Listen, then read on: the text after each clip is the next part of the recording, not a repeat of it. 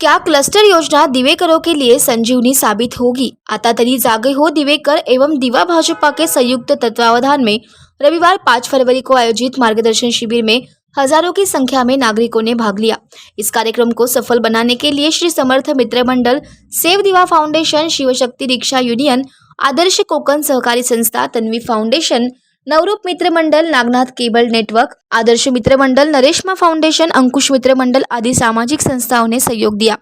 उक्त कार्यक्रम के बारे में जानकारी दिवा भाजपा शहर अध्यक्ष रोहिदास मुंडे ने दी। वहीं आता दरी जागा हो दिवेकर के संस्थापक विजय भोईर ने इस संगोष्ठी के आयोजन के महत्व को समझाया और लोगों को इस योजना के महत्व के बारे में बताया। और इस शिविर का उद्देश्य क्या है? ठाणे मतदाता जागरण अभियान के क्लस्टर का गहन अध्ययन करने वाले अनिल शालिग्राम डॉक्टर चेतना दीक्षित ने यह योजना अच्छी है या बुरी यह समझाने के लिए बहुत विस्तार में जानकारी दी। उन्होंने नागरिकों से भी कहा कि वे जनसमूहों का सहयोग करें। इस योजना के बारे में सर्वेक्षण करने आए, लेकिन साथ ही उन्हें सर्वेक्षण की पावती के लिए कहना चाहिए, आग्रह करें। उसके बाद नागरिकों द्वारा सार्वजनिक रूप से विभिन्न प्रश्न पूछे गए और डॉक्टर चेतना दीक्षित ने उनका उत्तर दिया और लोगों की शंकाओं को दूर किया। इस विषय में ठाणे लोकमान्य नगर कलवा से नागरिक आए। साथ ही इस मौके पर भाजपा दिवा शहर अध्यक्ष रोहिदास मुंडे, दिवा के वरिष्ठ भाजपा नेता गोवर्धन भगत, मधुकर भगत, ठाणे जिला उपाध्यक्ष नरेश पवार, ठाणे शहर कार्यकारिणी सदस्य अशोक पाटील, विजय भोईर, ठाणे शहर ओबीसी मोर्चा उपाध्यक्ष विनोद भगत, दिवा मंडल संघटक महासचिव दिलीप भोईर, महासचिव युवराज यादव, समीर चौहान, युवा मोर्चा अध्यक्ष सचिन भोईर, महिला मोर्चा अध्यक्ष ज्योति पाटिल, ओबीसी मोर्चा अध्यक्ष रोशन भगत, उत्तर भारतीय मोर्चा महासचिव अवधराज राजभर, गुजराती प्रकोष्ठ अध्यक्ष अशोक सोलंकी, डॉक्टर प्रकोष्ठ आघाड़ी विद्यासागर दुबे, वार्ड अध्यक्ष नागेश पवार, राहुल साहू, प्रवीण पाटिल, मधुकर पाटिल, रेशमा पवार, सीमा भगत, सपना भगत, संगीता भोईर, मंगल राणे, अंकुश मडवी, महेंद्र भगत, जिलाजीत तिवारी, अमरनाथ गुप्ता, रमेश यादव, गणेश गुप्ता, वीरेंद्र गुप्ता, नीलेश भोईर, प्रणव भोईर, आशीष पाटिल, सुशील सिंह, कृष्ण गुप्ता, मिथिलेश दुबे, राजेश सिंह, शंभू यादव, अशोक गुप्ता आदि कार्यकर्ता मौजूद थे। इसका उद्देश्य था कि एक्चुअली दीवा के अंदर जो क्लस्टर योजना आई है, इस क्लस्टर का उन्होंने सर्वे चालू किया है महानगर पालिका की तरफ से। तो उसका एक्चुअली कैसा है कि एक्चुअली ये ड्यूटी जो थी ये ठाणे महानगर पालिका की थी, क्योंकि लोगों का घर के बारे में तुम निर्णय ले रहे हो। यहाँ तो ऐसा तानाशाही हो गया है कि कम्प्लीटली जब इनको दिल में आएगा तब रोड वाइंडिंग करेंगे। रोड कितना वाइंड करना है, कितने फुट करना है, ये पब्लिक को विश्वास में नहीं लेते। किसी के घर के बारे में डिसीजन खुद लेते हैं, एसी रूम में बैठ के दूसरे के घर का डिसीजन लेते हैं। तो ये सब जो चीजें हैं ये गलत है। ये एक्चुअली ड्यूटी महानगर पालिका की थी कि जब यहाँ पे क्लस्टर लाना है या क्लस्टर का सर्वे करना है तो पहले यहाँ के रहवासियों को क्लस्टर क्या है ये महानगर पालिका ने समझाना चाहिए था। और जब महानगर पालिका ये समझा नहीं रही है तो हम लोगों ने ये ध्यान दिया कि भाई लोग यहाँ पर भड़क रहे हैं, लोगों को समझ में नहीं आ रहा है कि उनके घर के बारे में क्या निर्णय लिया जा रहा है, किस चीज का सर्वे हो रहा है। तो इसलिए हमने हमारे संस्था की तरफ से और यहाँ पर जो आयोजक है इन लोगों ने ठहराया कि जब तक कि पब्लिक को क्लस्टर क्या है ये मालूम नहीं होगा तब तक क्लस्टर के अंदर लोग पार्टिसिपेट कैसे करेंगे। तो इसलिए हम लोगों ने जन जागृति के लिए कि क्लस्टर योजना क्या है इसलिए ये उद्देश्य था। क्लस्टर से फायदा तो मेन ये है, आज जो दिवा अनधिकृत है वो अधिकृत हो जाएगा और अधिकृत कोई भी चीज अच्छी होती है, हर चीज का विषय अच्छी होती है। देखिए मैडम, मेरा सवाल आया था कि उनके पास दो घर हैं, उनका है शॉप वगैरह है, क्या फायदा होगा? देखिए इसके अंदर ये थोड़ा सा मैंने नुकसान वाली चीज है क्योंकि ये आवास योजना है। आवास योजना के अंदर हमारे भारतीय हिसाब से देखा जाए अगर तो पति पत्नी एक ही घर ले लेते हैं और पति पत्नी दोनों को अलग अलग आवास योजना का लाभ नहीं मिल सकता।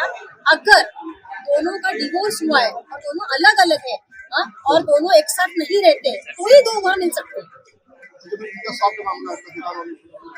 उनका किसी का घर और दुकान एक साथ है तो दोनों तिकडच्या लोकांनी, तिकडच्या बिल्डिंग मधल्या रहिवाशांनी बिल्डिंग इथं डागडुजी थांबवली का तर आमची बिल्डिंग क्लस्टर मध्ये जाते।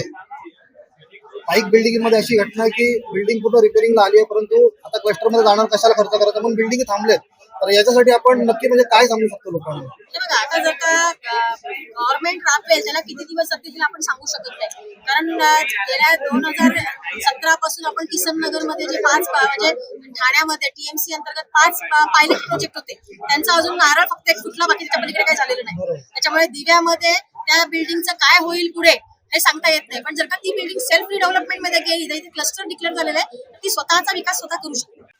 निवडणुकीच्या पूर्वी निवडणुका पण आल्यात. दिलेला काही आम्ही गाजर आहे का खरोखर राबवलं जाईल दिव्यासाठी, कारण की काय? दिव्यामध्ये क्लस्टरची खरोखर गरज आहे. माझं तर सर्वात पहिले एक मत आहे, क्लस्टर हे राबवलं गेलं पाहिजे. कारण जी लिगॅलिटी आहे ती लिगॅलिटी येणं फार आवश्यक आहे. इलिगल जी घरं आहेत त्यांना लिगल करून सगळ्या गोष्टी, त्यांना सुद्धा प्रत्येक चांगलं क्वालिटी जीवन जगण्याचा अधिकार आहे.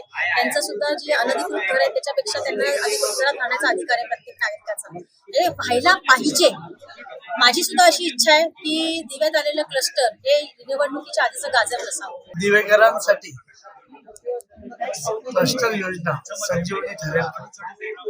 हे जे कार्यक्रम आज आयोजित केलेला आहे भारतीय जनता पार्टी आणि गंगाधर दिवेकरच्या माध्यमातून, तो अनेक दिवसापासून तो जनतेमध्ये संभ्रम निर्माण झालेला होता. तो संभ्रम दूर करण्यासाठी या कार्यक्रमाचं आयोजन केलं आणि ह्या कार्यक्रमाचे आयोजक जरी भारतीय जनता पार्टी आणि आता तरी जागावर दिवेकर असला तरी मार्गदर्शक होते ठाणे मतदाता जागरण अभियानाचे आणि शालिग्राम आणि डॉक्टर चेतना दीक्षित यांच्या मार्गदर्शनाखाली दिवेकरांना इतकी व्यवस्थित माहिती मिळालेली की स्वतः सुद्धा ते डेव्हलप करू शकतात अशा प्रकारची माहिती इथे झाली. आणि लोक पहिल्यापासून म्हणजे जे कार्यक्रम सुरू होण्यापासून शेवटपर्यंत म्हणजे अनेक प्रकारचे प्रश्न विचारत होते लोकांना की हे आमचं घर कसं वाचेल, की आमचं 2 घर असेल तर आम्हाला किती घरं मिळतील, की आमचं दुकान एवढं मोठं आहे तर ते छोटं मिळेल तर मग आम्ही पुढे काय करायचं, असे अनेक प्रश्नांची इथे उत्तर लोकांना मिळाली आहे. आणि हा कार्यक्रम खूप चांगल्या प्रकारे आहे. जो अनेक दिवसाचा जो ठाणे महापालिकेचं कर्तव्य होतं की त्यांनी लोकांचं संभ्रम दूर करायला पाहिजे. जेव्हा सर्वे चालू केला त्यांचं प्रथम कर्तव्य होतं की त्यांनी लोकांना जागृत करण्यासाठी कार्यक्रम आयोजित करायला हवे. ते करू शकले नाहीत आणि ते संभ्रम त्यांनी कायम ठेवलेला. आणि तो संभ्रम दूर करण्यासाठी आज आम्ही ह्या कार्यक्रमाचं आयोजन केलं. आजचा जे कार्यक्रम होता आम्ही 6ची वेळ दिलेली, आम्ही 7:15 वाजता सुरू केला. पण जे लोकांच्या मनात संभ्रम होता तो लोक 6:30 पासून येऊन बसले आणि खरोखर मनापासून आलेली ती जोर जबरदस्तीने आणलेली लोक. त्यासाठी मी सगळ्या रहिवाशांच्या दिवेकरांचा खरोखर अभिनंदन करतो आणि त्यांना म्हणजे पुढच्या ज्या एकजुटीसाठी त्यांनी यायला पाहिजे. जे आजच्या कार्यक्रमाने जे त्यांनी जे काय धडे घेतले असेल, जो काय त्यांनी इकडच्या कार्यक्रमातून विचार घेऊन गेले असेल त्यांचा खरोखर मनापासून मी त्यांचा धन्यवाद करेन की दिवेकरांनी उत्स्फूर्तपणे प्रतिसाद दिला आणि पहिल्यापासून शेवटपर्यंत ते कार्यक्रम ऐकत होते आणि मनात जो त्यांचा संभव होता तो ते स्वतः दूर करून एकदम आनंदाने घरी यथावत मैं अभिवादन ज्ञापन करता हूँ अपनी तरफ से और मैं धन्यवाद देता हूँ अतातारी जागा दिवेकर माननीय श्री विजय भोईर को, क्योंकि पिछले 3 वर्ष पहले भी हम लोगों ने इस तरीके का जागरूकता किया था, इस तरीके का अभियान हाल में हमने कराया था और उसका कम से कम 10 गुना पब्लिक यहाँ पे है। और हर खासो आम की समस्या थी क्लस्टर योजना तमाम पंपलेट के माध्यम से और भारतीय जनता पार्टी के कार्यकर्ताओं के माध्यम से, जनमानस के माध्यम से सबके नजर में ये गया कि क्लस्टर योजना, लेकिन कितना भी उसमें प्रश्न था उसका जवाब हमको तब तक नहीं मिला जब तक हम यहाँ पे आए नहीं थे। आने के बाद सचिन जी ने, विजय भोई साहब ने, अनिल जी ने, तमाम लोगों ने यहाँ पे जो प्रश्न किया उसका उत्तर जिस तरीके से दिया, यहाँ की जनता को बहुत इससे राहत मिलेगी। अब हमको ये पता चला कि क्लस्टर योजना में हम लाभान्वित होंगे कि नहीं होंगे, क्लस्टर योजना हमारे लिए क्या है, क्या हमारा 2 दुकान है या हमारे पास 3 या 4 घर हैं जो अनाधिकृत है, क्या उसका लाभ हमको मिलेगा कि नहीं मिलेगा। हमारा अगर क्षेत्रफल यानी एरिया अगर ज्यादा है तो क्या अगर हम क्लस्टर योजना में जाते हैं तो उसका लाभ हमको मिलेगा कि नहीं मिलेगा। अगर हम अपने प्राइवेट बिल्डर से बनवाते हैं, अपने सोसाइटी को आगे करके बनाते हैं बिल्डिंग, तो उसमें क्या फायदा होगा। अगर नगर महापालिका आती है इसमें तो उसमें हमको क्या फायदा होगा। ये तमाम चीजें ऐसी हैं। अभी भी कुछ ऐसे प्रश्न हैं जो रह गए हैं और हमें पूरा विश्वास है कि इस तरीके का और कार्यक्रम अगर 1-2 बार होगा तो धीरे धीरे हर आम खास आदमी इससे जागरूक होगा और निश्चित रूप से दीवा का कायाकल्प होगा। क्योंकि मेरा जो प्रश्न था मैडम से ये पूछा कि क्लस्टर योजना में जो एक शहर की मूलभूत आवश्यकता होती है, चाहे वो गार्डन हो, बगीचा हो या बस स्टैंड हो, शौचालय हो, स्कूल हो, अस्पताल हो, क्या क्लस्टर योजना आने के बाद इन सब चीजों का भी मूलभूत व्यवस्था की जाएगी, जो हमारी मूलभूत आवश्यकता है, क्या उसमें भी ध्यान दिया जाएगा। तो उनकी तरफ से ये आया कि क्लस्टर योजना में ये सारी चीजों का ध्यान रखा जाएगा आज जो FSI बढ़ा के देंगे, जहाँ पे 7 महले की बिल्डिंग है हो सकता है वो 17 महले की हो जाए, जहाँ पे 5 महले की बिल्डिंग है वहाँ से हो सकता है 20 महले की हो जाए, लेकिन जो जगह बचेगी उसमें हमारा गार्डन भी आएगा, ऐसा उन्होंने बताया, जिससे काफी यहाँ की जनता खुश है। और बहुत बहुत धन्यवाद देता हूँ पूरी जनता की तरफ से मैं विजय भोल साहब को, सचिन जी को और तमाम इसमें जो अनिल जी थे, मैडम जी, जिन्होंने बहुत अच्छे ढंग से हिंदी और मराठी दोनों भाषाओं में उन्होंने समझाया। और ये जनमानस और इतना जो उमड़ा हुआ जन समूह है, इसका धन्यवाद के पात्र है भारतीय जनता पार्टी के लोग, जिन्होंने एक एक लोगों के पास जाकर के उनको बुलाया और यहाँ पे आए। और हम लोगों ने इस तरीके सिर्फ हमको उनको निवेदन करना था और स्वतः आए, क्योंकि वो उनका स्वतः का मामला था। मैं अज्ञान अतः तरी जागा हो दिवाकर को मैं बहुत बहुत धन्यवाद देता हूँ। भारतीय जनता पार्टी जिंदाबाद। धन्यवाद।